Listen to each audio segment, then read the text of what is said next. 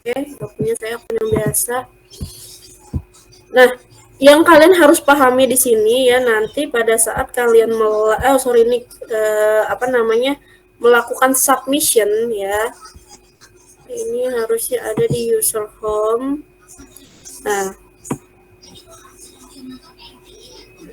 nah, perhatikan di sini, ini Jatimika kalian. Nah, ini Jiup ya.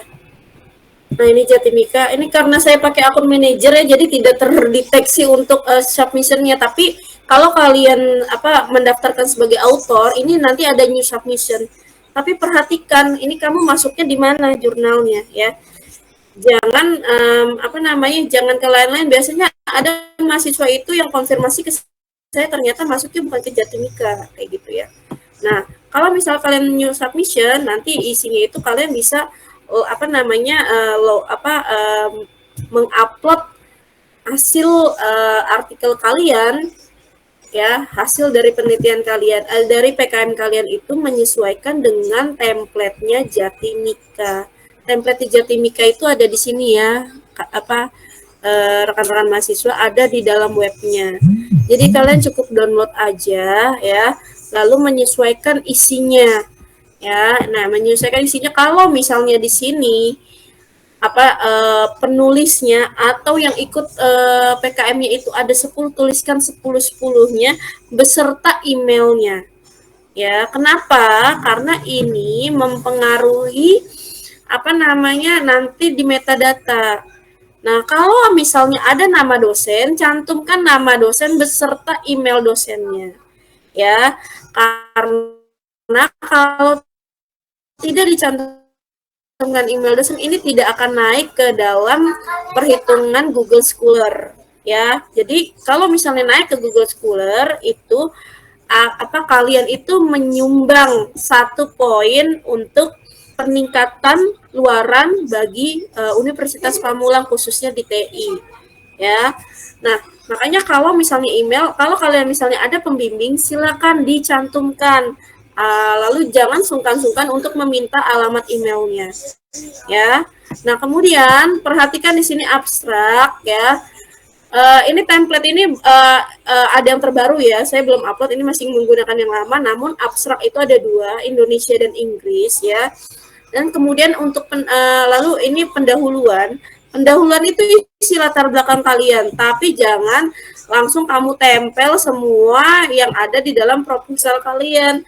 Kebanyakan mahasiswa itu mengisi pendahuluan, isinya itu ngeplek, kamu tinggal kopas doang dari isi pendahuluan. Tidak begitu. Misalnya ada permasalahan atau identifikasi masalahnya, itu tidak perlu dicantumkan seperti itu ya. Nah, hal ini, kenapa saya mengatakan hal ini? Karena ini untuk mempercepat proses review dan publish-nya. Seperti itu. Ya, lalu untuk metode pelaksanaan dijelaskan. Kamu melaksanakannya di tempatnya di mana, kapan, berapa jumlah audiensnya, lalu berapa jumlah peserta keseluruhannya. Nah, itu metode pelaksanaan ya. Lalu apa yang disampaikan ya, itu kamu jelasin di dalam metode pelaksanaan. Lalu kemudian hasilnya, apa sih hasilnya?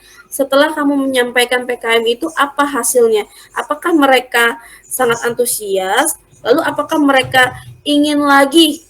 Misalnya biasanya tempat PKM itu karena saking antusias, karena kalian menyampaikan materinya enak gitu kan, Kak kapan lagi ada kegiatan ini, atau kapan lagi ada event seperti ini untuk mereka, kayak gitu. Itu dituliskan hasil dan pembahasannya ya. Kemudian disimpulan. Nah, simpulan itu adalah cara kamu boleh pengamatan kamu, hasil wawancara atau observasi kamu yang kamu simpulkan, atau dari angket yang kamu simpulkan. Misalnya pada saat kamu pelaksanaan PKM, kamu memberikan beberapa pertanyaan mengenai hasil dari penyampaian materi kamu. Misalnya, apakah materi kamu itu jelas? Lalu, apakah materi kamu ini mudah dimengerti? Nah, beberapa pertanyaan aja, minimal 5 aja pertanyaan. Nah, diberikan kepada audiens. Misalnya audiens kamu cuma 15, ya udah, Habis itu dia tarik kesimpulan, oh ternyata dari 15 peserta 80% menyatakan bahwa materi yang kamu sampaikan ini mudah dimengerti, seperti itu. Itu adalah sebuah kesimpulan, ya. Lalu kalau misalnya ada 5 pertanyaan, kalkulasi aja. Kira-kira dari 5 pertanyaan tersebut ada nggak atau hasilnya baik semua atau tidak, seperti itu, ya. Jadi kesimpulan adalah hasil dari sebenarnya jawaban dari atau respect dari audiens mengenai hasil PKM kamu, seperti itu, ya. Lalu kemudian daftar pustaka. Nah, ini yang kebanyakan mahasiswa itu suka salah nih. Daftar pustaka atau daftar citasi itu kalian buat menggunakan tools, ya. Tools menggunakan Mendeley gratis, tinggal download, ya. Ada Mendeley, ya, download aja Mendeley, ya. Mendeley desktop. Tata caranya tinggal cari di YouTube, ya, pelajari, ya.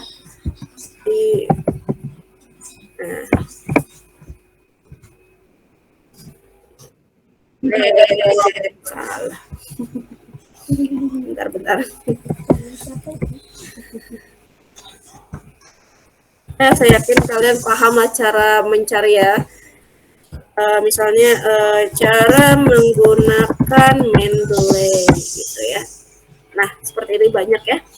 Oke, jadi saya berharap kalian menggunakan tools, ya, dengan format APA seperti itu, ya. Ini pun untuk kalian belajar nantinya untuk KP, untuk skripsi, ya, seperti itu. Oke, setelah itu nanti kalian submitkan dan jangan lupa di dalam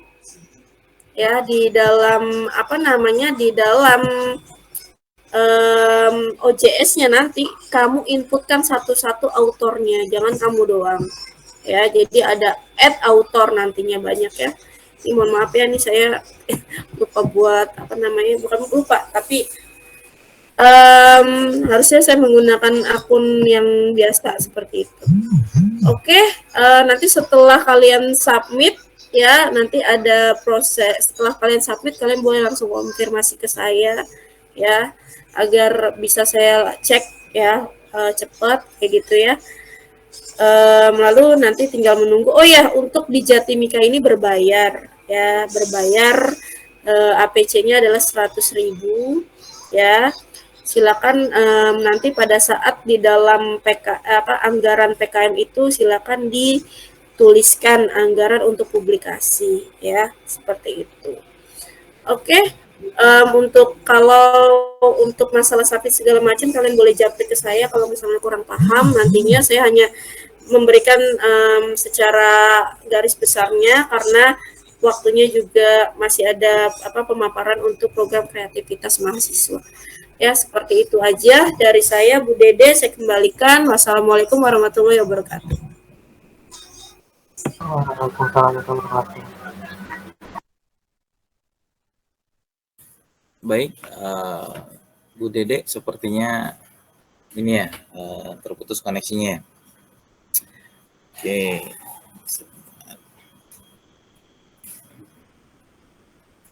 Baik, saya take over aja untuk sharingnya. Biar langsung mulai, ya, untuk presentasinya. Oke, teman-teman, sebelum kita masuk ke PKM yang menjadi kewajiban teman-teman di Prodi, kita akan menjelaskan dulu terkait PKM kreativitas mahasiswa, yang mana ini menjadi program Kemendikbudristek. Nah, jadi memang setiap tahun itu akan ada kompetisi, ya, akan ada kompetisi terkait karya tulis ilmiah. Nah, nanti teman-teman bisa mengaksesnya, ya, melalui portal Kemendikbudristek. Dari Unpam kami sedikit memberikan arahan, ya, terkait program kreativitas mahasiswa. Oke, sini langsung saya take over saja.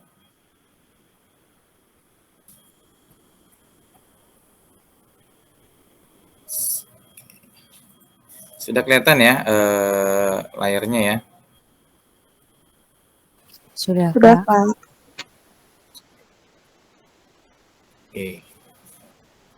Sinyalnya agak kurang bersahabat. Oke, sebelum kita masuk ke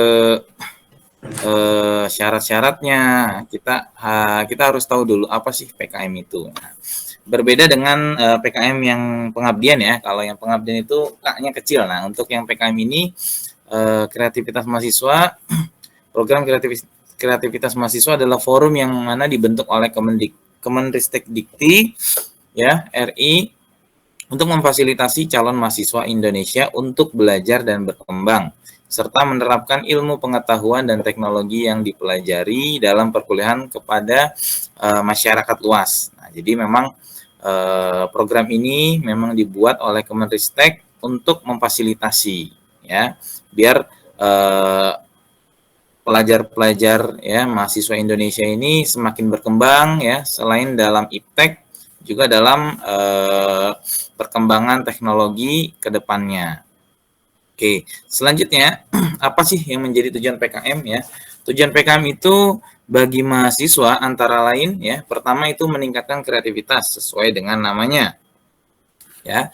Kemudian yang kedua, meningkatkan kemampuan menulis. Ya. Jadi selain kreatif juga harus bisa menulis ya. Menulis, kemudian merumuskan seperti itu. Kemudian yang ketiga, tujuannya menyampaikan serta mengungkapkan gagasan. Nah, apa yang menjadi pikiran-pikiran, apa yang menjadi ide-ide, nah itu disampaikan ya, karena sebuah ide harus bisa tersampaikan ya. Kemudian yang keempat, memperoleh pengalaman. Memperoleh pengalaman, pengakuan, dan pembentukan pengetahuan atau relasi. Nah, jadi dengan adanya ide-ide dan gagasan, kemudian kalian bisa meningkatkan kemampuan menulis, itu nanti akan menjadi pengalaman kalian ke depannya. Ya, dalam berkreativitas, dalam membuat sebuah project, proposal, ya, nanti kemudian dari hal tersebut bisa dikembangkan lagi menjadi sebuah usaha ataupun karya tulis gitu ya, ataupun prototype ya. Itu yang menjadi tujuan-tujuan PKM ya, garis besarnya. Oke, manfaatnya ya, manfaatnya apa? Menjadi lulusan yang unggul, berdaya saing ya, karena dengan adanya kompetisi itu tadi, kemudian adaptif, fleksibel, produktif, dan berdaya saing dengan kepribadian Pancasila tentunya ya, sehingga dapat membantu membangun Indonesia atau daerah setempat melalui ide-ide kreatif. Nah, jadi tetap ya, selain kita berdasarkan ya ilmu pengetahuan dan teknologi, itu juga harus sesuai dengan ide-idenya ini bisa membangun ya negara kita Indonesia menjadi yang lebih maju lagi, ataupun bisa mengembangkannya ke daerah-daerah. Nah, jadi sehingga daerah-daerah itu bisa berkembang dan bisa mengejar ketertinggalan gitu ya.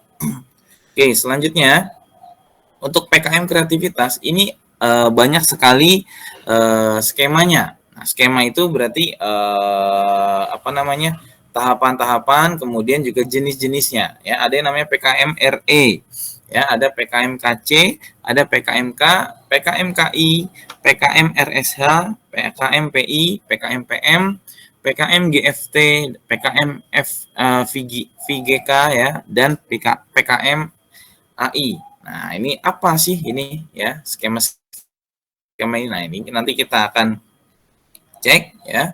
Oke. Kemudian kita masuk ke panduan umumnya dulu. Di sini ada urgensi terkait transformasi pendidikan tinggi, karena ada beberapa indikator untuk kinerja utama atau IKU. Nah, di sini ada 8, yang mana pertama adalah lulusan mendapat pekerjaan yang layak. Nah, jadi harapannya ketika nanti lulus dengan adanya pengalaman, ide-ide kreatif, nanti para lulusan pendidikan ya universitas itu bisa mendapatkan pekerjaan yang lebih layak ya, minimal di atas upah UMR ya, atau bisa menjadi wirausaha, atau juga bisa melanjutkan studi. Kemudian yang kedua, mahasiswa mendapat pengalaman di luar kampus. Nah, jadi tidak hanya belajar di dalam kampus saja ya. Jadi banyak yang mana memang menjadi pengalaman di luar kampus seperti contohnya magang, proyek desa, ya, membangun desa, kemudian mengajar, ya, riset atau penelitian, berwirausaha ataupun pertukaran pelajar yang mana kita sudah masuk ke dalam MBKM ya, Kampus Merdeka.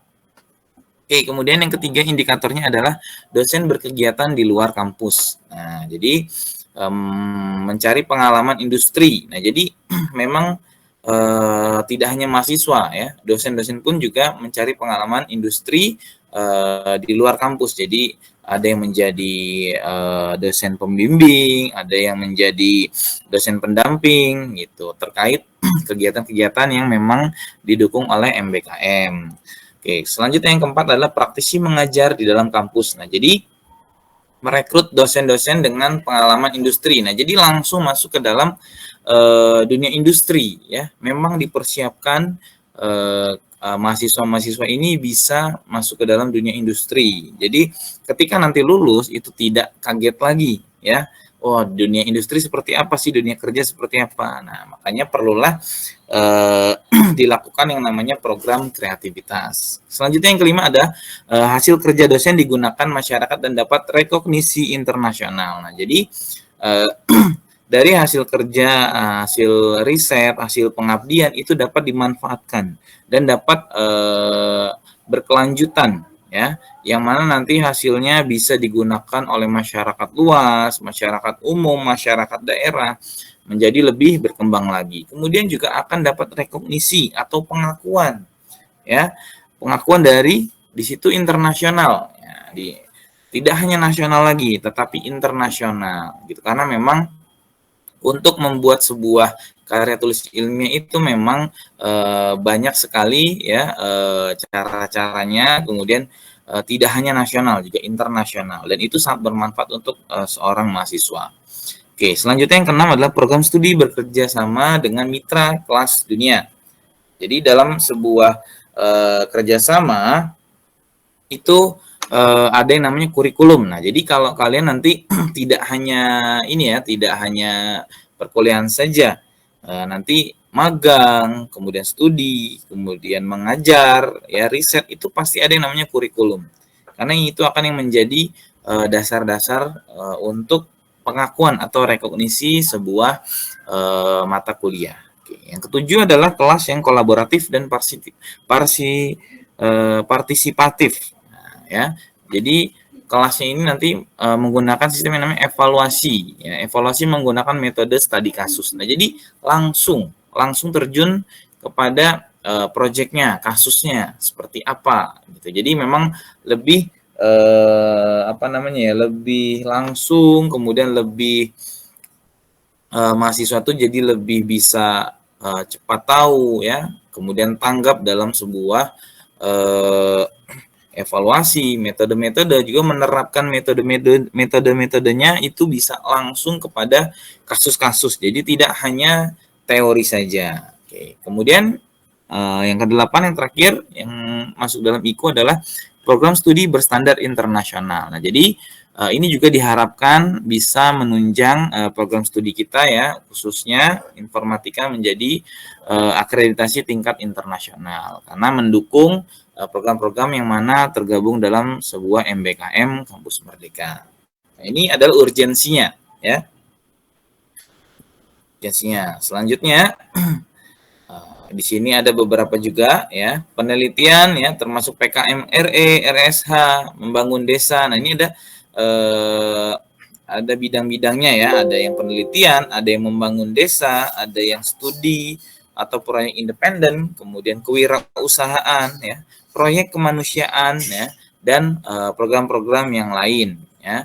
Di sini ada bela negara. Nah, itu jadi ada 9 kegiatan dalam kampus Merdeka. Ya, oke, lanjut. Nah, perbedaannya di sini ada perbedaan antara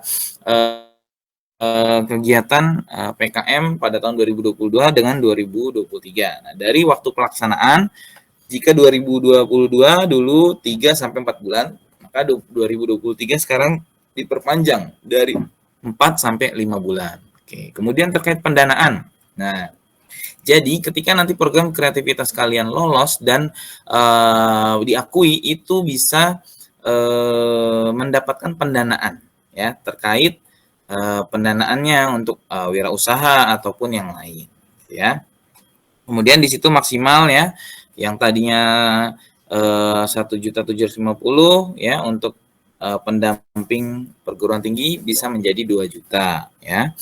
Nah, dan lain-lain. Kemudian untuk luaran. Nah, luarannya untuk 2022 itu laporan kemajuan, laporan akhir dan produk PKM-nya. Tapi untuk yang 2023 selain ada namanya laporan kemajuan, laporan akhir, juga produk PKM juga harus diiklankan. Nah, jadi nanti berkesempatan mengiklankan sebuah program kalian di media sosial. Nah, jadi semakin berkembang lagi tuh ya untuk marketingnya ya, untuk memasarkannya semakin berkembang lagi. Oke, itu untuk perbedaannya. Kemudian di sini ada kriteria umum pengusul yang mana menjadi syarat-syaratnya ya. Saya ringkas saja. Pesertanya adalah kelompok mahasiswa aktif program pendidikan D3 ya, D4 atau S1 di seluruh perguruan tinggi di bawah Kemendikbudristek yang terdaftar di PDDikti. Nah, jadi seperti itu ya.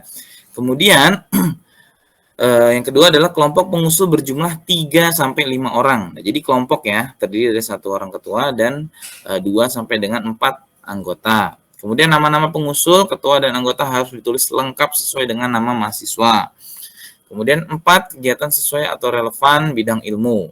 Yang kelima, mahasiswa pengusul dapat berasal dari program studi yang sama atau dari program studi yang berbeda. Jadi boleh berbeda program studi untuk yang kreativitas, tetapi masih dalam satu perguruan tinggi. Kemudian yang keenam adalah keanggotaan setiap kelompok disarankan berasal dari 2 minimum 2 angkatan yang berbeda. Nah, jadi minimal ada angkatan yang berbeda ya, agar terjadi pembinaan dan kesinambungan pengusulan program pada tahun berikutnya. Jadi memang disarankan adanya pengusulan program di tahun-tahun yang berikutnya. Jadi untuk meneruskan gitu ya. Kemudian yang ketujuh adalah besarnya dana kegiatan per judul itu 6 juta rupiah sampai 10 juta rupiah yang bersumber dari dana dikti ditambah dana perguruan tinggi maksimum 2 juta. Nah, jadi jika nanti lolos ya, kreativitasnya PKM akan didanai oleh pemerintah ya.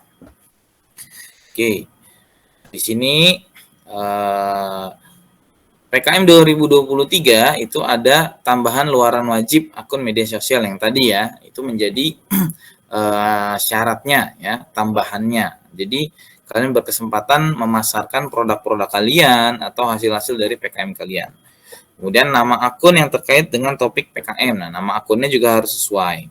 Akun tersebut diisi dengan konten edukasi topik PKM, video, gambar, dan lain-lain untuk menunjang publikasi atau promosi pelaksanaan atau hasil kegiatan PKM. Kemudian media sosial yang dapat dipilih minimum 1 dari Instagram, TikTok, Facebook, atau YouTube. Nah, jadi 1 akun nih ya untuk memasarkannya atau mengiklankannya. Kemudian pendanaan maksimum Rp500.000 untuk seluruh unggahan atau postingan yang diberi AdSense. Nah, jadi kalau ada AdSense-nya maksimum Rp500.000 ya.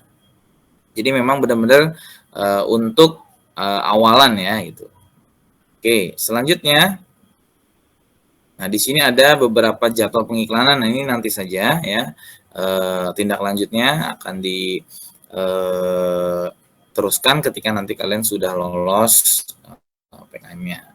Kemudian ada beberapa komposisi anggaran. Nah, untuk komposisi anggaran itu masih ada maksimum totalnya, yaitu 13 juta rupiah ya, yang mana terdiri dari pendanaan anggaran dari Belmawa ya, 6 juta sampai 10 juta. Kemudian universitas maksimum 2 juta ya, itu wajib. Kemudian pihak lain atau bisa juga sponsor, tetapi maksimum 1 juta. Nah, ini untuk pendanaan terkait program-program yang akan kalian usulkan dalam proposal.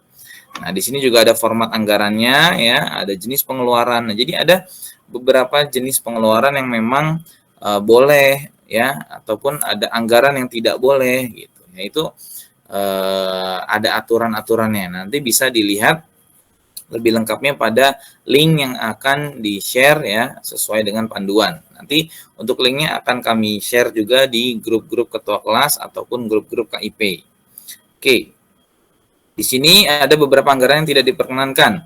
Honorarium ya, konsumsi, hadiah dan sejenisnya itu tidak diperkenankan ya. Untuk dosen pendamping itu juga tidak diperkenankan. Jadi pure hanya untuk pelaksanaan ininya ya, pelaksanaan proyeknya. Kemudian sewa komputer, PC, laptop, printer. Nah, ini tidak diperkenankan dimasukkan dalam anggaran.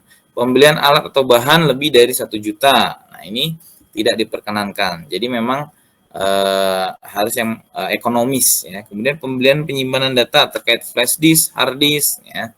Itu tidak diperkenankan. Kemudian pembelian kuota internet lebih dari 100.000 ya per bulan.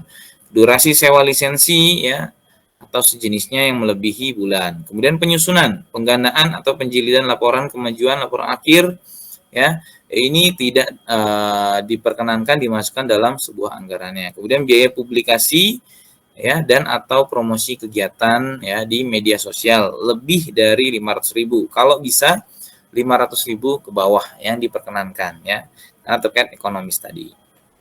Oke, selanjutnya untuk skema PKM mungkin akan disampaikan oleh Bapak Ari Syarifuddin. Saya akan bantu untuk sharingnya. Silakan Pak Ari. Baik Pak Iwan, terima kasih atas waktunya. Assalamualaikum warahmatullahi wabarakatuh. Waalaikumsalam.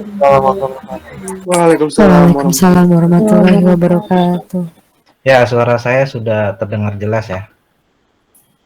Jelas Pak. Ya Pak. Jelas Pak. Ya, jadi untuk skema PKM 2023, PKM yang dimaksud di sini adalah program kreativitas mahasiswa ya. Ini merupakan program Kemendikbud. Ada beberapa skema ya.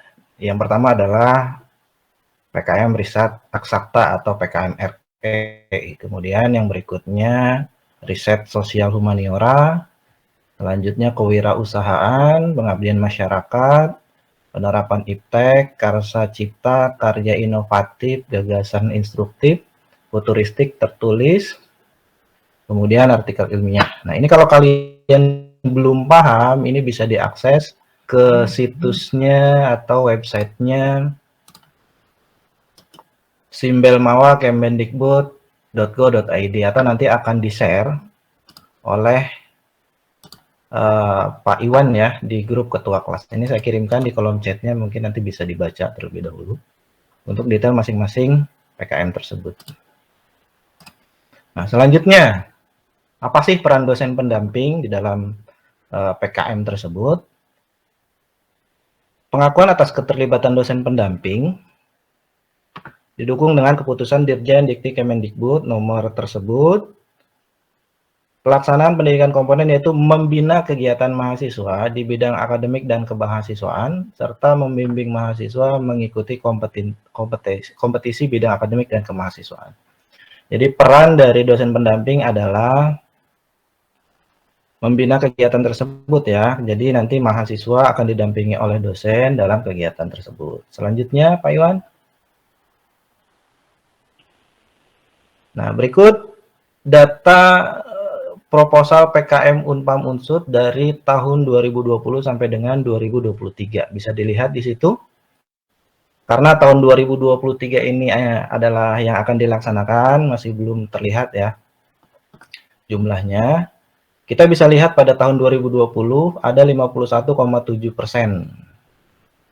proposal yang sudah diusulkan. Kemudian pada tahun 2021 yang sudah masuk maksudnya ya, itu ada 88%.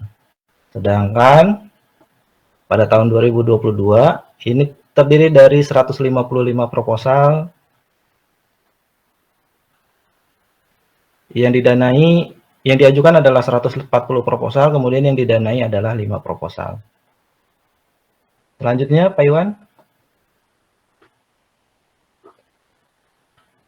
PKM RE atau riset eksakta ini kita lewat saja ya. Kalian bisa akses melalui Simbelmawa Kemendikbud. Silakan dibaca terlebih dahulu apa yang dimaksud dengan PKM RE, kemudian persyaratannya itu bisa dilihat di situ. Lanjut saja Pak Iwan mungkin. biar tidak terlalu lama. Ya, PKM Karsa Cipta dan seterusnya. Lanjut. Nah, untuk keluaran semua kegiatan PKM, yang pertama adalah laporan kemajuan. Kemudian laporan akhir, kemudian yang selanjutnya adalah produknya ya. Sesuai dengan PKM yang diikuti. Itu bisa dalam bentuk buku pedoman, prototipe, produk fungsional, artikel ilmiah, bisa juga kalau dalam bentuk konten itu video YouTube, kemudian artikel gagasan futuristik tertulis. Next. Timeline. Perhatikan pada teks yang di highlight kuning ya. Periode untuk masa unggah proposal adalah dimulai dari tanggal 11 sampai dengan 28 Februari 2023. Nah, ini harap teman-teman mahasiswa diperhatikan timeline tersebut. Silakan disiapkan proposalnya, lihat panduannya pada simbol Mawa Kemendikbud. Kemudian silakan upload proposalnya pada rentang tanggal tersebut. Kemudian nanti dari universitas akan menetapkan berita acara pada tanggal 1 sampai dengan 2 Maret 2023, kemudian validasinya di tanggal 3 sampai dengan 4 Maret 2023. Lanjut Pak Iwan. Untuk info terkait program kreativitas mahasiswa atau PKM, ini bisa dilihat di link-link tersebut. Ini nanti akan di-share pada grup ketua kelas. Tolong diperhatikan dan dilihat. Diakses link-link tersebut. Lanjut Pak Iwan. Nah, ini untuk selanjutnya, materi yang kedua yaitu sosialisasi pengabdian kepada masyarakat. Akan dilanjutkan oleh Bu Dede ya. Mangga Bu Dede. Ya, hadir. Terima kasih Pak Iwan. Dari saya cukup. Terima kasih semuanya. Silakan diakses simbol Mawa Kemendikbud, dipelajari terlebih dahulu. Nanti kalau ada pertanyaan bisa ditanyakan langsung kepada kami. Assalamualaikum warahmatullahi wabarakatuh. Waalaikumsalam warahmatullahi wabarakatuh. Ya, terima kasih untuk para narasumber. Mungkin sebelum kita lanjut ke pengabdian kepada masyarakat, jadi di prodi itu ada tim kemahasiswaan. Sebelumnya tim kemahasiswaan itu dikoordinator oleh Bu Tri. Sekarang Bu Tri masih mendampingi. Jadi koordinatornya itu masih sekarang Pak Iwan Giriwaluyo. Terus di dalam tim kemahasiswaan itu ada saya sendiri, Ibu Dede Handayani, kemudian ada Bapak Ari Sarifudin, terus ada Ibu Darmawati, ada Bapak Ruslan. Seperti itu. Jadi kalian kalau yang berhubungan dengan kemahasiswaan, kalian bisa tanyakan dengan tadi nama-nama dosen yang sudah disebutkan. Oke, tadi kita sudah dijelaskan dari luaran Jatimika dari Ibu Perani, kemudian ada penjelasan tentang PKM. Nah, PKM ini kan itu program dari Kampus Merdeka dari Kemdikbud. Jadi karena dia dari program dari Kampus Merdeka, pasti ada dana. Karena kan kita mengajukan proposal. Nah, proposal itu nanti kalau disetujui oleh Kemendikbud, kalian dapat dana PKM kalian itu akan dikasih dana ya. Tadi kan sudah dijelaskan sekitar kalau dari Kemendikbud dapat 6 sampai 10 juta. Kemudian dari institusi maksimal itu 2 juta, tergantung dari proposal kalian nanti ditinjau sama tim kampus ya gitu. Kemudian 1 jutanya itu dari mitra dan itu bukan dalam bentuk dana, biasanya dalam bentuk fasilitas. Misalkan kalian kerjasama sama sekolah atau kalian punya mitra industri, itu kalian bisa minta, maksudnya bisa kerjasama dalam bentuk fasilitas ya, bukan dalam bentuk dana seperti itu. Tadi maksimal dana yang bisa total gitu anggaran itu 13 juta itu maksimal. Jadi tergantung nanti proposal kalian akan disetujui. Kalian misalkan bikin anggaran, misalkan maksimal nih kalian bikin dana 13 juta, nggak masalah. Nanti akan disesuaikan, misalkan di ACC-nya misalkan 8 juta apa 9 juta, itu sudah seperti itu. Jadi perbedaan, nah sini ada dua, kalian mungkin bingung ya, ada PKM, itu tulisannya besar semua PKM. program kreativitas mahasiswa.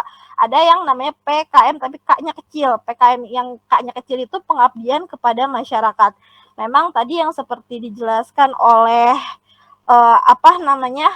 Kaprodi kita, salah satu tugas dari perguruan tinggi adalah salah satunya adalah pengabdian kepada masyarakat. Di sini prodi melaksanakan PKM ini wajib setiap 1 semester ya, setiap 1 semester sekali. Dan ini merupakan salah satu syarat sidang skripsi seperti itu. Oke, kita lanjut bahas tentang PKM dulu. Tadi kalau beda PKM sama PKM yang K-nya kecil, kalau yang tadi didanai sama pemerintah. Nah, kalau yang PKM ini itu kita membiayai sendiri. Jadi kalian nanti bikin kelompok dan kalian bisa atur anggarannya masing-masing. Jadi nggak ada dana dari luar ya, karena internal kelompok kalian sendiri. Itu bedanya PKM yang tadi dijelaskan sama yang PKM sekarang akan dijelaskan gitu. Apa itu PKM? PKM dan di sini ada yang kedua adalah ketentuannya, langkah-langkah sampai terakhir itu outputnya, luarannya ya. Lanjut. Bentar. Ya, PKM, pengabdian kepada masyarakat merupakan pelaksanaan pengamalan ilmu pengetahuan kalian, teknologi dan seni budaya langsung pada masyarakat secara kelembagaan melalui metodologi serta tanggung jawab yang luhur dalam usaha mengembangkan kemampuan masyarakat sehingga dapat mempercepat laju pertumbuhan tercapainya suatu pembangunan nasional. Di sini nanti prosesnya itu pertama proposal, kedua pelaksanaan, yang ketiga press release, terus di situ ada IA ya, sistem ada surat kerjasama, publikasi, baru nanti setelah laporan akhir dulu baru sertifikat. Nah, untuk ketentuan PKM lanjut Pak Iwan. Ketentuan PKM. Mahasiswa minimal semester 5 ya. Reguler A, B, C, CK maupun CS. Jadi minimal semester 5, nanti semester 7 atau semester 8 bagi yang belum melaksanakan PKM itu wajib karena yaitu tadi dijadiin syarat sidang skripsi. Kalau kalian belum melaksanakan PKM, kalian tidak bisa sidang seperti itu. Jadi minimal dari semester 5 yang kemarin semester 4 naik semester 5, kalian udah bisa menjalankan PKM ini gitu. Usahakan tepat waktu ya. Jadi kalau semester 5 nih yang sudah menginjak semester 5 belum melaksanakan, silakan segera melaksanakan. Jadi kan nanti satu persatu syarat-syarat sidang skripsi terpenuhi ya. Karena kan setiap sidang skripsi ada beberapa kan yang harus kalian penuhi. Jadi jangan menunda-nunda. Di semester 8 ternyata belum melaksanakan, kalian harus nyari kelompok lagi dan lain sebagainya. Nah, kelompok maksimal, setiap kelompok PKM ini 10 dan minimalnya itu 5 orang mahasiswa ya. Nah, untuk kelompok diperbolehkan nggak harus satu kelas nih. Kalian bisa misal sama-sama semester 5, misalkan dari kelas 001 atau 003 seperti itu. Boleh lintas kelas, yang penting jumlahnya itu minimal 5, maksimal 10. Nah, nanti di sini kalian punya dosen pembimbing atau pendamping. Nah, kalian bisa milih langsung untuk dosen pendamping nanti, tapi kita sarankan nanti untuk dosen pendamping itu utamanya itu dari level 1, artinya dosen pengembang ya yang ada di prodi. Nanti Ibu akan share di grup PKM atau di Telegram dosen-dosen siapa saja yang bisa menjadi dosen pembimbing kalian gitu. Kemudian seluruh dosen ini bisa dijadiin dosen pendamping gitu, tapi nanti akan yang diutamakan yang di level 1. Tapi kalau memang di level 1 memang tidak bersedia atau misalkan lagi ini, bisa kita cari opsi, nanti kita koordinasi aja nanti. Oh ya, untuk PIC PKM itu untuk mulai di semester genap ini kan sebelumnya Ibu Munawaroh ya. Nah, Ibu Munawaroh pindah tugas, jadi sekarang yang PIC-nya itu Ibu Dede ya. Jadi nanti next untuk yang genap ya, untuk yang genap 2022-2023 itu nanti bisa berkomunikasi sama Ibu Kemudian mahasiswa dapat menentukan sasaran PKM yang membutuhkan uluran informasi keilmuan. Jadi kalian bisa bebas ya cari temanya gitu. Mau temanya tentang yang penting masih berhubungan dengan jurusan kalian, TI ya pastinya. Jangan misalkan kalian jurusannya di luar yang berhubungan dengan TI, itu tidak disarankan. Kemudian mahasiswa harus membuat tema PKM disesuaikan dengan objek sasaran PKM. Jadi kalian silakan cari mitranya atau objek mau di mana PKM kalian, apa mau di masyarakat atau mau di sekolah, seperti itu. Lanjut. Nah, ini nih objek pelaksanaan PKM. Tadi yang Ibu bilang, boleh pertama di komunitas masyarakat. Banyak ya yang di masyarakat itu organisasi-organisasi, ada Karang Taruna, PKK, atau di lingkungan RT RW misalnya atau kelurahan gitu.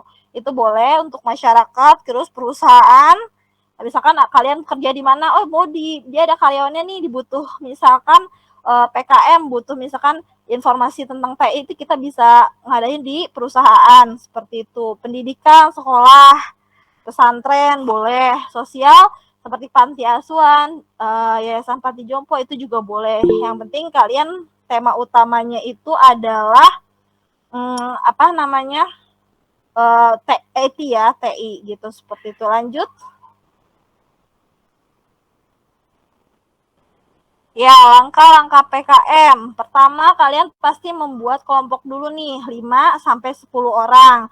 Setelah udah buat kelompok, kalian bisa menentukan dosen pembimbing yang akan membimbing selama PKM. Kemudian, buatlah tema PKM dengan objek atau sasaran PKM-nya, buat temanya. Kalian bisa konsultasikan dengan dosen pembimbing. Kemudian, kalian download proposal pada web TI. Jadi kalian bisa buka di web TI ya, template-nya seperti apa untuk proposalnya gitu. Mungkin Pak Iwan atau tim bisa di-share web TI-nya, mungkin dari mahasiswa dia nggak tahu nih web TI Unpam-nya gitu. Bisa di-share. Kemudian pelaksanaan PKM pada objek sesuai pada proposal. Jadi dilihat ya, setelah tadi udah proposalnya sesuai template, nanti kalian pas mau pelaksanaan kalian bikin surat kerjasama. Mungkin kalau yang ikut Propesa dijelasin ya. Jadi alhamdulillah Unpam ini kan sistem kerjasamanya udah punya sistem. Ada namanya Siskerma. Jadi kalian nanti buka Siskerma Unpam, nanti kalian di situ ada template IA gitu. Jadi kita di situ nanti ada form, terus ditandatangani sama sekolah gitu dan Kaprodi. Jadi itu untuk tanda tangan IA-nya seperti itu. Nanti setelah penandatangan surat kerjasama, salah satu dokumennya itu, habis itu pelaksanaan. Setelah pelaksanaan kalian pasti kan ada dokumentasi, kalian buat press release. Apa sih press release? Press itu kayak semacam berita ya, boleh di web TI Unpam, nanti bisa dikomunikasikan dengan dosen pembimbing untuk kalau mau terbit di web TI Unpam atau mau di yang lain, di web yang lain. Yang penting ada berita tentang PKM kalian yang dipublikasikan ya, seperti itu. Nanti ada link yang diminta untuk link beritanya. Kemudian pembuatan laporan akhir. Setelah udah press release selesai, kalian buat laporan akhir. Kemudian publikasi PKM ini harus bisa dalam bentuk buku, haki, dan jurnal. Hanya pilih salah satu. Tapi biasanya jurnal, tadi kan jurnal PKM sudah direkomendasikan di Prodi TI ya, di Jatimika. Jadi nanti kalian harus perhatikan di sana, kalian download template-nya seperti apa. Terus tadi kan disarankan belajar tools Mendeley ya, atau bisa juga pakai Zero. Nah, tapi biasanya jurnal itu umumnya tuh pakai Mendeley. Kalian harus belajar dari sekarang, karena tadi yang seperti Bu Perani bilang, itu akan kepake di KP maupun nanti di skripsi kalian. Nanti kalau udah pakai tools itu akan lebih enak untuk citasinya. Jadi kalian masukin artikel, nanti kalian tinggal klik aja, ini misalkan kalimat ini dari artikel ini gitu. Jadi nanti citasinya lebih enak. Nanti kalian pelajari Mendeley, download, terus pelajari seperti itu. Lanjut. Nah, ini timeline-nya ya, bisa dilihat. Perlu kalian catat. Timeline-nya, proposal dibuka itu dari 20 Februari sampai 20 Maret 2023. Jadi, dari yang mau mengajukan nih bisa dari 20 sampai 20 Maret. Kemudian, pelaksanaan PKM-nya itu 15 Mei sampai 15 Juli. Ya. Nah, itu masih ada proses tuh. Kalian bisa dari sekarang nih bisa cari mau apa tadi kelompok dulu, terus judulnya apa, kalian mau PKM di mana, seperti itu. Nanti pelaksanaannya itu di 15 Mei sampai 15 Juli. Kemudian setelah pelaksanaan kalian 1 minggu setelah pelaksanaan itu langsung, jangan ditunda-tunda, langsung bikin press release-nya.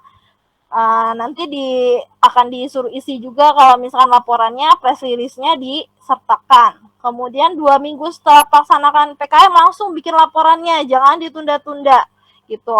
Jadi 2 minggu setelah 2 minggu setelah pelaksanaan itu bikin laporan akhir.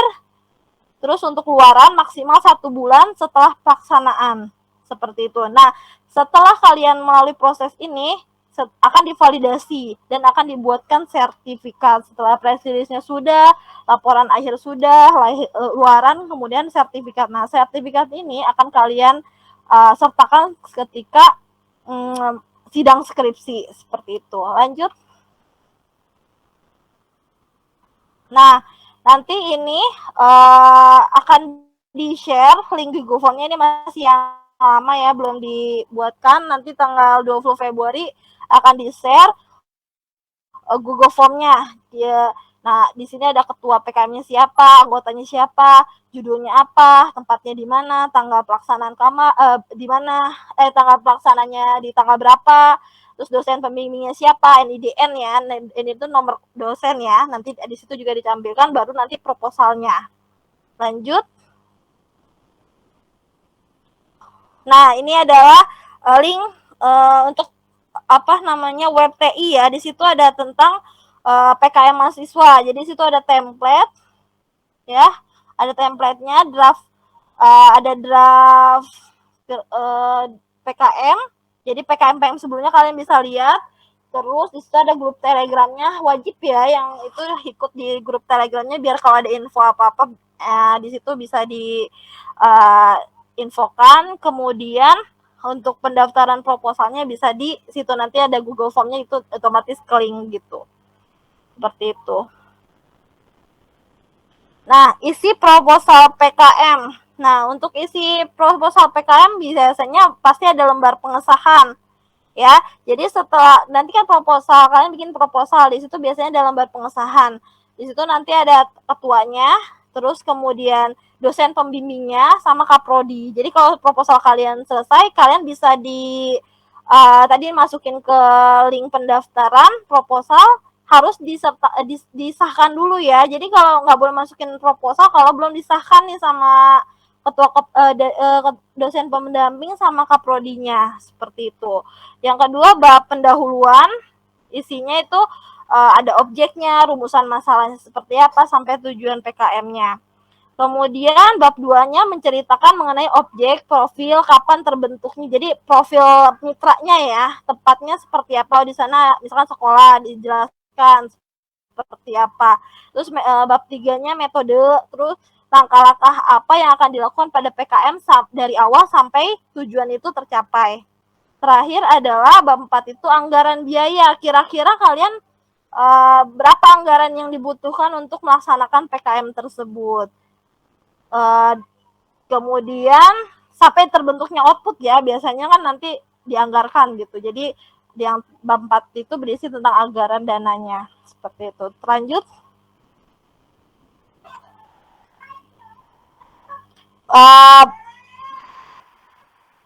Nah, untuk pelaksanaan, pada saat pelaksanaan PKM, buatlah susunan panitia agar job desk terbentuk dengan baik. Nah, nanti kalian itu harus belajar nih, selain kita harus belajar teamwork ya. Jadi kalian harus jangan dikerjakan oleh satu orang, Jadi kalian bikin panitia, siapa ketuanya, siapa sekretarisnya yang untuk dokumentasi, siapa yang sesi acaranya, jadi kalian benar-benar ngebentuk suatu tim yang solid yang kalian bisa terlaksana acara dengan baik seperti itu. Jadi kalian bikin teamwork yang bagus gitu ya. Kemudian buatlah susunan acara dari awal sampai nanti penutup. Nah, untuk dosen pendamping disarankan untuk ikut ya, untuk ikut acara tersebut gitu. Misalkan kalau mau secara daring boleh ataupun secara luring.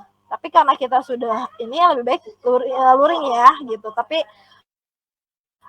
nanti opsional. Tapi kalau misalnya rata-rata kemarin PKM rata-rata udah luring ya. Nah, dokumentasi dokumentasinya dalam bentuk foto ya, dalam bentuk video, boleh didokumentasikan aja acaranya. Kemudian harus mendapatkan IA ya, jadi surat kerjasama antara kita dengan mitra gitu, atau dengan objek tempat PKM kita. Lanjut.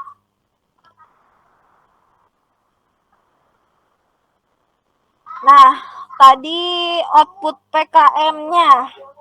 Output PKM-nya itu ada 3, yaitu publikasi. Nah, publikasi ini biasanya jurnal PKM bisa di prodi dan di luar prodi gitu.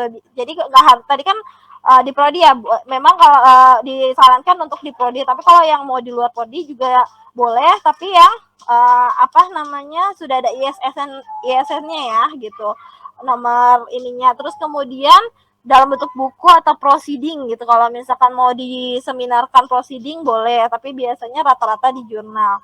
Kemudian press release, kemudian di sini media online ya, boleh prodi, lokal, regional, nasional ataupun internasional. Jadi kalau semakin bagus sebenarnya kalian punya web atau media online yang internasional atau nasional, silakan, nggak masalah gitu. Jadi mau di tingkat prodi boleh atau di luar boleh. Kemudian untuk laporan akhir, template ada di web TI. Terus nanti kalau misalkan sudah di ACC pembimbing, kalian bisa hard cover dan diserahkan ke prodi. Jadi laporan akhir itu dicetak ya, kalau sudah di pengesahan oleh dosen pembimbing, pasti akan di hard cover seperti itu. Lanjut.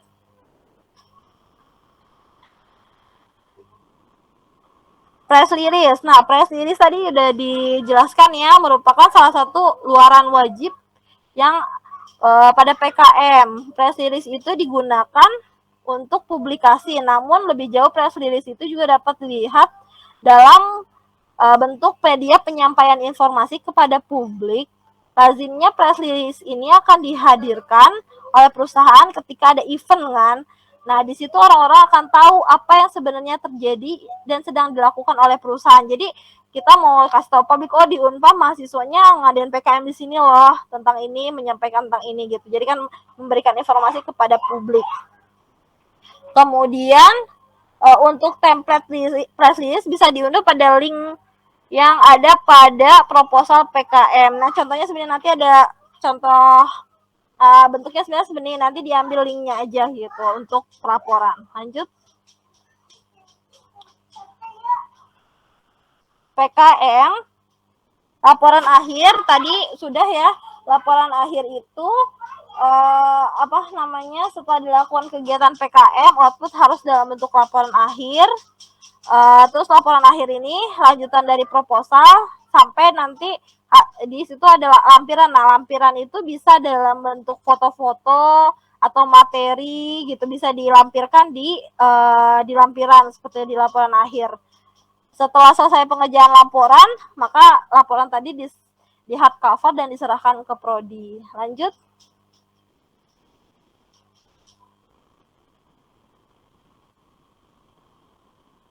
Luaran publikasi tadi ya, bisa buku, jurnal, haki, atau publikasi. Lanjut. Nah, cara mendapatkan sertifikat.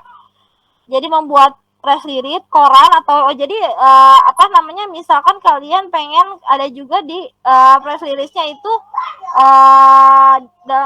dalam bentuk koran web bisa ya. Nih, terus kemudian membuat laporan akhir, ada publikasi. Nah, mengupload bukti press release-nya, jadi harus dalam bentuk ada buktinya ya, mau koran maupun web itu press release-nya harus ada bukti, kalau web itu dalam bentuk link. Nah, kemudian laporan akhir publikasi harus isi tuh, jangan sampai kalian kelewat untuk mengisi G-form-nya gitu, yang akan disediakan oleh yang disediakan pada web TI atau nanti di-share di Telegram. Kemudian pada waktu yang telah ditentukan, kalau misalkan udah valid, sudah dicek semua kelengkapannya, maka akan kalian dapatkan sertifikat, dan sertifikat itu kalian bisa download dan kalian simpan. Lanjut. Untuk apa sih sertifikat? Tadi yang seperti sudah dijelaskan dari awal, sertifikat PKM ini dijadikan salah satu syarat dari pengajuan sidang skripsi. Kan sidang skripsi itu sertifikat PKM, terus ada TOEFL, ada itu ya, ada apa namanya, uji kompetensi gitu kan. Jadi ada beberapa dokumen yang harus kalian siapkan selain kalian menyelesaikan skripsi. Jadi kerjakanlah PKM ini dengan sungguh-sungguh dari awal sampai terakhir. PKM adalah wadah dalam men-sharing ilmu yang telah kalian dapat dalam kuliah dan dapat bermanfaat bagi masyarakat luas. Jadi terlepas kalian ini adalah wajib dari prodi, nah ini adalah bentuk pengamalan ilmu kalian. Kalau kalian di sini kan kalian nanti anggaran juga kalian sendiri yang mengatur, kalian yang sendiri yang berbagi ke masyarakat ya, insya Allah itu selain ini wajib juga menunjukkan jadi ini ya amal soleh kalian gitu kan, kalau kalian bisa bermanfaat untuk masyarakat luas. Amin. Jadi untuk selanjutnya silakan nanti kalian bisa cek web TI ya, atau bisa nanti sharing di grup Telegram yang untuk pengabdian kepada masyarakat, seperti itu. Oke, thanks. Mungkin nanti kita selanjutnya akan sesi tanya jawab seperti itu. Nah, tadi antara PKM yang tadi program kreativitas mahasiswa sama pengabdian kepada masyarakat ini, tadi kan di skema-skema PKM itu ada salah satunya PKMM. Oh, salah tadi PKM. Jadi PKM-nya itu skemanya untuk pengabdian kepada masyarakat. Nah, misalkan kalian nih pengen coba untuk proposalnya ke Kemendikbud, karena kalau yang Kemendikbud kalau kalian bisa lolos, itu kalian bisa didanai. Nah, kalau kalian PKM yang tadi itu yang kedua itu yang Ibu jelaskan, itu kalian udah dinai sendiri. Seperti itu. Jadi harapan kami dari prodi kalian bisa mencoba untuk ikut PKM ya, PKM yang diadakan Kemendikbud.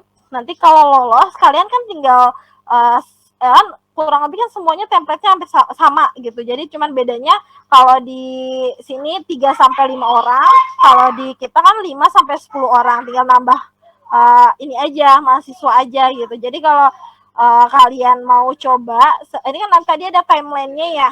Untuk tadi udah di-share juga, nanti akan di-share contoh-contoh proposalnya seperti itu. Jadi kalau untuk PKM pengabdian masyarakat itu kan bisa dalam bentuk pendidikan, maksudnya kalian bisa nge-share ilmu.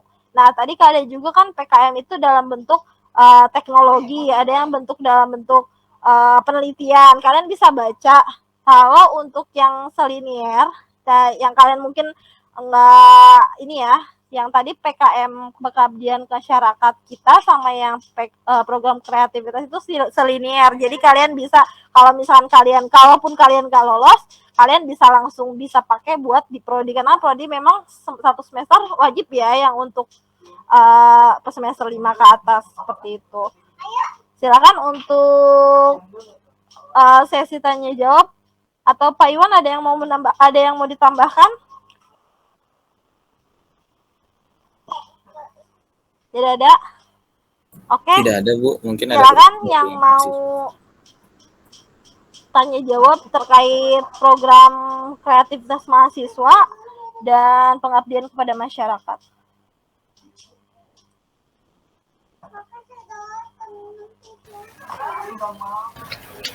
Di kolom chat ada pertanyaan, Bu? Ya. Izin bertanya, apakah PKM bisa dikonversi? Kalau bisa dikonversi, jika semester saya sedang menggunakan SCA, apakah bisa juga sekaligus mengikuti PKM? Dan di semester depannya nanti mengikuti PKM setelah menyelesaikan MSIB. Untuk PKM konversi dulu pertama. Bagaimana Pak Iwan? Yang tidaknya masalah konversi, mengkonversian. Yang ditanyakan PKM yang mana nih, pengabdian? PKM yang enggak, yang program kreativitas mahasiswa. Yang kreativitas itu kalau untuk konversinya tetap harus ditanyakan karena kan butuh ini ya, butuh kurikulum yang memang diperlukan. Jadi kalau untuk konversinya kan hanya membuat karya tulis gitu ya. Maksudnya untuk apa dikonversi juga gitu. Yang penting yang menjadi fokusnya adalah bagaimana mahasiswa bisa berkompetisi ya dengan membuat sebuah karya tulis, proposal, kemudian rencana-rencana project ataupun yang lain. Jadi memang bisa dikatakan ini adalah kompetisi atau lombanya gitu ya. Jadi jangan setiap program apa-apa ditanyakan konversi. Nah, kalau konversi terus tidak kuliah kalian gitu ya. Jadi memang harus dipikirkan ke situ ya. Karena yang namanya merdeka belajar ya tidak semata-mata menjadikan mahasiswa menjadi malas gitu ya, apa-apa konversi, tetapi tetap ya harus bisa lebih kreatif, kemudian harus bisa lebih inovatif lagi gitu ya. Jadi ya pengalaman-pengalaman tersebut ya kalau bisa diikuti ya untuk program-program yang mana memang bermanfaat ke depannya. Karena ketika nanti kalian sudah lulus ya, itu akan menjadi pengalaman berharga. Kemudian kalau memang kompetensinya itu nasional maupun internasional, itu nanti bisa dijadikan portofolio di CV kalian. Dan itu akan kalau memang nanti hasilnya memiliki sertifikat, nah itu menjadi poin plus kalian. Gitu. Jadi lebih ke situ sih Bu. Jadi konversi itu sebenarnya untuk memang kegiatan yang full ya, ataupun kegiatan-kegiatan macam magang ya, yang mana waktunya ini sekitar atau pada saat perkuliahan gitu. Paling itu sih. Ya, betul Pak Iwan. Jadi kalian ya seperti Pak Iwan bilang, terlepas itu ada konversi gitu, nanti kan itu bisa diinin kemudian ya. Jadi tujuan utama kalian, karena kan PKM ini tadi yang seperti Pak Iwan bilang merupakan suatu pembelajaran buat kalian untuk buat karya tulis ya, yang di tingkat nasional terutama kan, untuk karena kan ini kan Kemendikbud ya, program Kemendikbud gitu. Kalaupun nanti konversi itu kan akan dilihat dari berbagai sisi, jadi dari kurikulumnya, apakah bisa dikonversi sama mata kuliah yang ada, seperti itu. Nanti ada dosen pendamping, ada lembaga kemahasiswaan, kalaupun ada nanti kan bisa kita konversi. Tapi kalau misalkan tidak ada, kalian tetap ini pengalaman berharga yang sayang kalau dilewatin gitu kan. Nah, untuk kalau dia punya program MSIB, nah ini kan setiap program ini per semester. Jadi kalau kalian buka proposal sekarang, saat kalian lolos, berarti kalian di situ udah taken kontrak. Jadi kalian harus menyelesaikan sampai akhir. Berarti biasanya untuk PKM ini tetap bisa 3 sampai 5 bulan gitu untuk program ini, sampai terakhir tadi dari awal sampai nanti laporan akhir.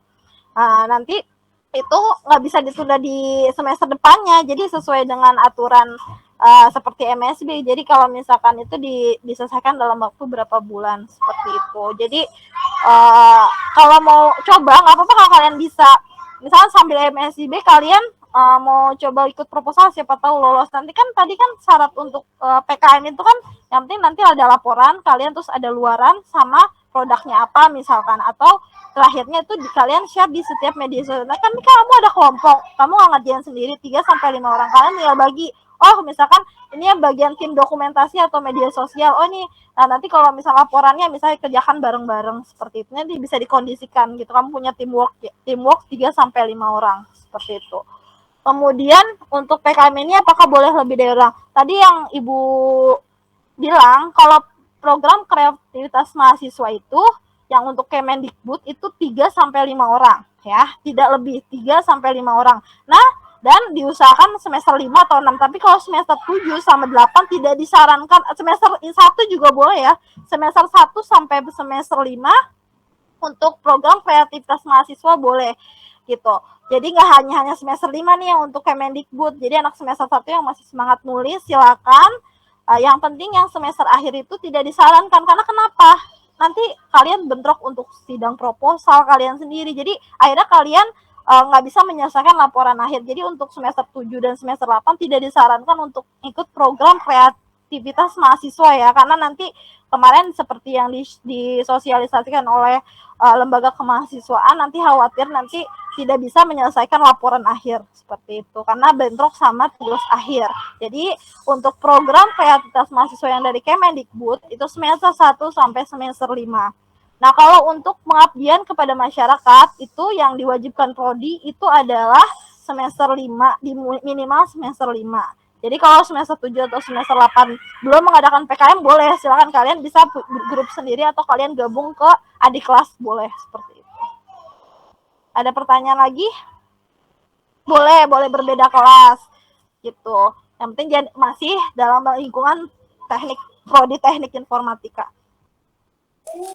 Bu, mohon maaf Bu, saya Ya, mau tanya. silakan. Ya, Bu, mohon maaf Bu, saya mau tanya. Itu kan saya sudah PKM ya Bu ya. Itu laporan sama jurnal sudah dikumpul Bu. Tinggal LOA-nya sudah dikumpulin atau belum Bu? Untuk ketua laksana saya belum ada kabar. Nah, ini saya mau tunggu dari Jatimika-nya Bu ya. Tapi ini belum ada kiriman Gmail ataupun apa Bu ya dari kelompok saya sama Jatimikanya Bu. Saya kira Gitu. itu prosesnya kapan lah Bu ya? Udah sekitar berapa hari apa berapa minggu gitu Bu? Belum ada kabar. Untuk PKM sebelumnya ya, ganjil ya, 2022-2023 itu kan masih PIC-nya Bu Muna. Jadi masih kalau misalkan memang nanti akan di-share sama Bu Muna untuk sertifikat. Waktu terakhir di Telegram kan sudah di-update ya. Data-data siapa saja yang masuk di Google Drive gitu, nanti yang akan dibikin sertifikat. Terlepas itu masih LOA, walaupun kalian belum terbit, di situ kan kalau udah ada LOA sudah ada bukti kalau kalian terbit gitu. Nanti kalian lihat saja kalau misalkan di-share sertifikat, sekarang masih dalam pembuatan sertifikat, nanti akan di-share untuk PKM kemarin gitu, kalian ada atau enggak gitu. Nanti akan ditinjau kembali kalau misalnya masalah ada kekurangan, nanti misalnya ada kebijakan yang telat kumpulin dan lain sebagainya, nanti akan diomongin lagi gitu seperti apa. Kita karena memang data sudah di-close sama PIC-nya sama Bu Muna, tinggal sekarang udah dalam bentuk sertifikat, terlepas kalian masih LOA ataupun sudah terbit gitu. Nanti ditunggu saya, memang kalian bisa ikut, kan tadi Ibu bilang ikut join di grup PKM, nanti di situ di-share proposal siapa saja yang sudah masuk, terus laporan siapa yang sudah masuk, yang sudah lengkap, itu kan di-share di grup Telegram. Kalau kalian memantau, itu akan tahu, jadi nggak akan ditanyakan lagi tanyaan. Jadi kalian tuh mahasiswa tuh harus ini ya, jangan kalian harus aktif, jangan misalkan ada info akhirnya terlewat, akhirnya ditanyakan lagi. Kalau kalian memang mengikuti info-info yang ada di Telegram itu, makanya kan Telegram itu kan nggak harus diikuti sama ketua doang kan, jadi anggota silakan masuk di grup Telegram, jadi kalian nggak harus menunggu info dari ketua gitu. Makanya teamwork itu kalian kalau misalkan memang kalian solid, kalian akan informasikan, atau kalaupun tidak ini kalian bisa ikut di Telegram, jadi kalau ada informasi apa-apa tidak harus menunggu ketua meng-share gitu, seperti itu. Ada pertanyaan lagi? Silakan Mansuri, tadi yang dari tadi angkat, silakan.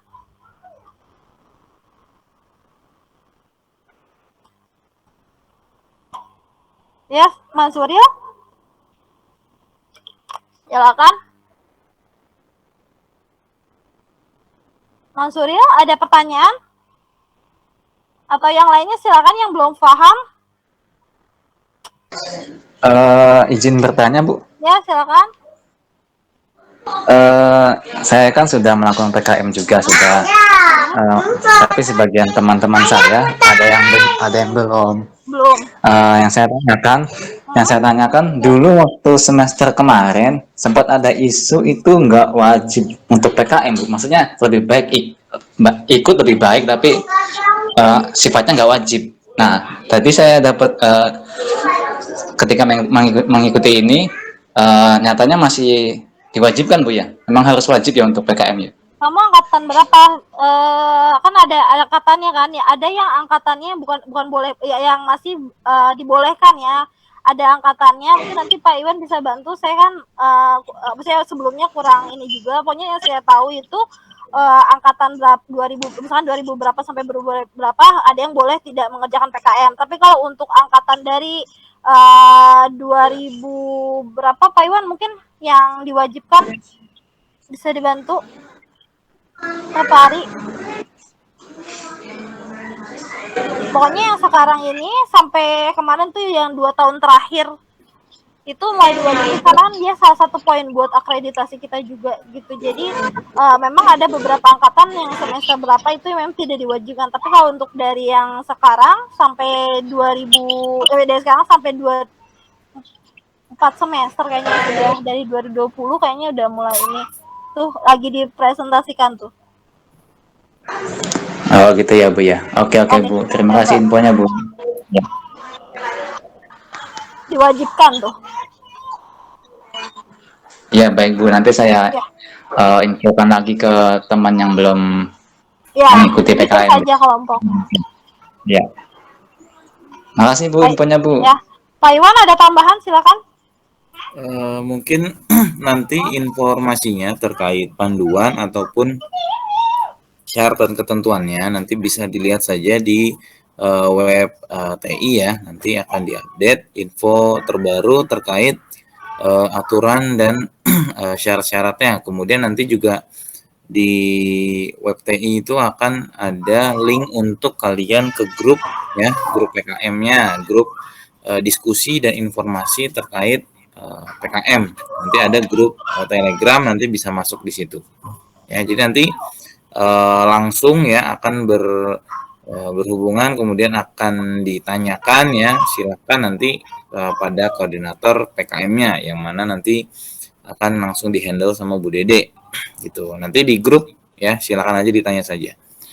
Lihatnya di web informatika ya. Ya, nanti mulai tanggal 20 kali ya Pak Iwan. Karena kan mulai tanggal 20 ya, nanti di-update di web TI-nya. Kalau sekarang masih kan template, maksudnya template tetap itu, cuman ada beberapa data kayak masih tulisan 2021 dan lain sebagainya. Ya, betul. Nanti tanggal 20 ya mulai bisa di-submit. Ada pertanyaan lagi, silakan. Tidak ada?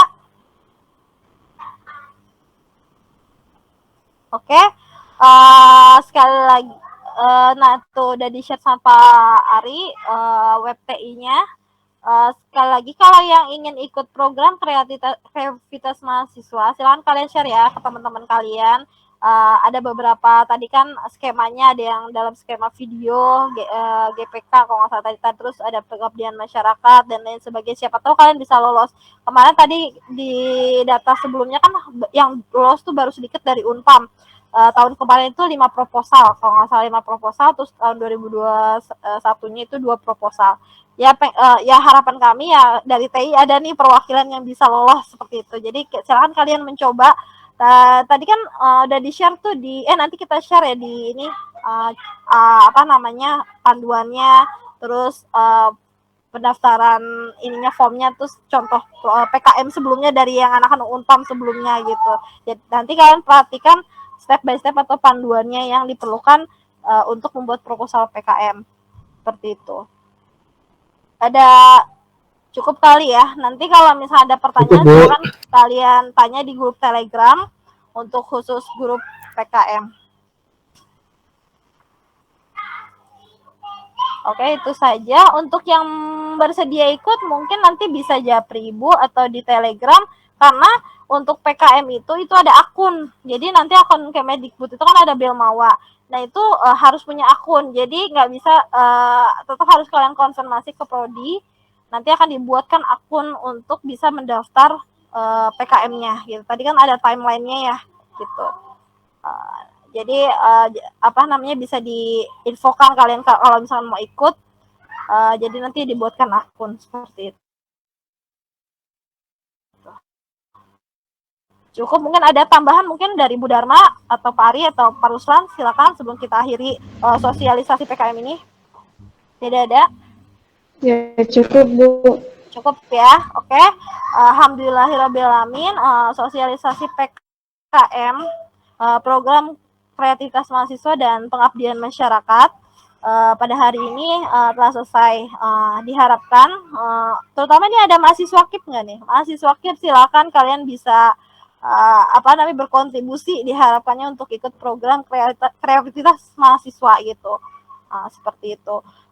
Yang lain juga untuk yang mau ikut silakan. Nah, untuk pengabdian masyarakat untuk yang semester 5 dan semester atas yang belum mengikuti silakan diikuti. Dibuka untuk yang proposal PKM genapnya itu dimulai tanggal 20 gitu.